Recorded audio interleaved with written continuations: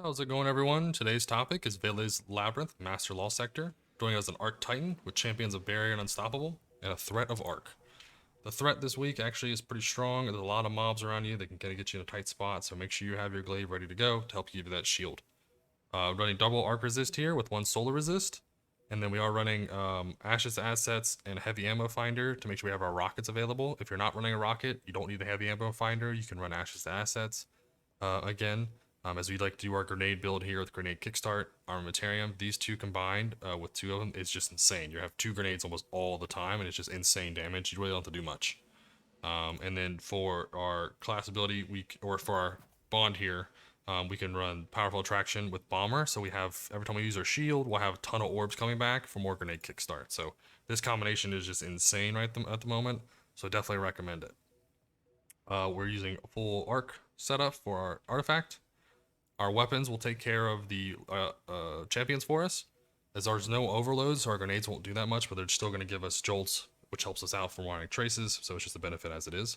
Arbalest will do our anti-barrier. It'll really help us in certain situations, like the boss damage is really nice, along with taking care of the Shrieker that's in a really bad spot. 3 shots from this, and it's dead, and you're in a good spot, moving. Your glaive will do your unstoppables. This thing is insane at the moment. Definitely pick this up from Banshee. If he has the demolitionist one, definitely pick it up because having be able to reload with a grenade is awesome. So definitely recommend this. Even if you don't have this glaive, there's glaive exact perks. You can still run a arc glaive if you have one. Banshee's selling one every day, so definitely go grab one this season.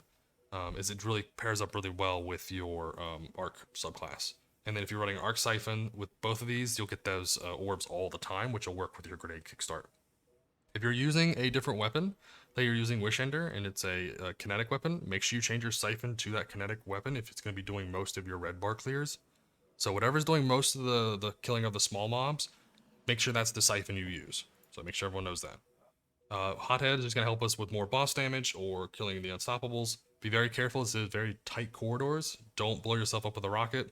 I've done that a few times myself. As I'm really bad with rockets, I always tend to shoot close and I forget, oh, I'm going to blow up myself, so don't do that. Be smart about it. Warrior build, run Thunder Crash here. You can run Fist of Havoc here. It actually isn't that bad because it gives you good survivability and you can run around just blind everybody, punch, and it's kind of really good. But Thunder Crash is always good, just one-shot things. If you want to one-shot on Unstoppable or one-shot the boss or something, you can. But Rally Barricade's pretty nice. Towering Barricade's actually really cool also because you can put it in a door here as a really tight corridors and you can just kind of cut off the whole thing and they just take a bunch of damage as they run through it. So nice benefit. But everything else is kind of optional. So melee isn't really a good spot to use melee here. Thunderclap isn't going to be great unless you're running the exotic that pairs with it. And then everything's in tight corridors. And then Pulse Grenade is going to pair up all the time with our fragments here. One thing I will say today is that the Spark of Beacons is going to be super nice this time with your glaive getting kills, as it'll blind everything and it'll keep all the mobs off of you. It'll give them a little bit of a time to free up your time of all the mobs trying to run at you and thrash at you and stuff. So definitely recommend this build. Give it a go. We'll see if we can knock this one out real quick.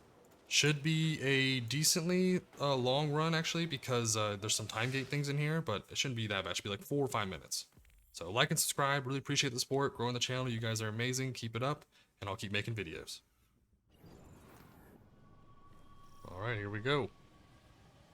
Let's go over here. Take care of our button. Knock it out real quick. Wait for the door to open. We can walk right through. Not gonna greet all these mobs. We don't want to, have them greet us because they won't be the nicest greeters. There we are. Grenade, and then we're just a melee spam until we can either finish or just melee the boss down. First button, always in this spot. Move on to the next one. So there's either going to be a button behind on the wall back there, behind the thralls, or there'll be one on this wall right here by this light, or there'll be one right here, which we got one, nice. And then another one can be on the wall in the back, and then the last one usually is here, if it's not anywhere else. So if you don't have one in that last one, that's kind of the spot for it. We'll just wait for this thing to put a shield up. Rock. How did I miss that? I'm so bad. Arbalest finisher. Arbalest can actually just wreck the boss, so it's really good. It also really helps versus the Shrieker, which you'll see in the end here, which is one of the worst parts of this whole run. So this is pretty dangerous also. Sit here with a grenade active as much as you can. Like if you don't take care of the barrier real quick, it can be a little messy. So I'd rocket that one down, just be done with it, and then find the unstoppable. Put a grenade at the entrance, not on the unstoppable, because you don't want to take the cursed thralls to the face. They suck. And if you do have a cursed thrall, put your shield up, then shoot them. Don't melee them. You will die. My free glimmer. Ooh, more free glimmer. Gotta love that. You can either run up the stairs there or jump up. I like to just jump up, make it easy on myself. We're gonna take care of barrier here. 2 shots. Use our finisher just to be done with it. And then turn around as you're gonna have cursed thralls. They always spawn and jump over this wall here, but you can always just take out with 1 grenade. So I'm not gonna go crazy hard on this unstoppable, as I want to make sure that I'm over here ready for it, and I can just super it in the face, and then be done with it. I don't want to put myself in a bad situation where I'm blowing ammo and the guy becomes damage resistant again. So we want to make sure we're ready for it. So this is one of the most annoying parts of this run, is this stupid Shrieker. So if we can, we want to get it to wake up. Come on. Excuse me, sorry. Come on. 1, 2, 3. You gotta hit that ruin or it's gonna be real bad. I don't know why he didn't wake up like that. That was strange. Hello, wizard.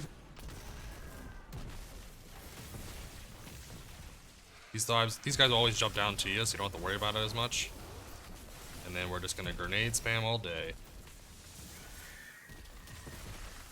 Have our glaive active. Running double special, we'll never run out of ammo. We have 2 unstoppables here, so if you have your super up, this is a good place to use it. If not, just use your rockets and such. But this can be a little messy if you don't have your super available. But it's still not undoable. Oops, sorry. Why did you not? Yeah, finisher. Finisher.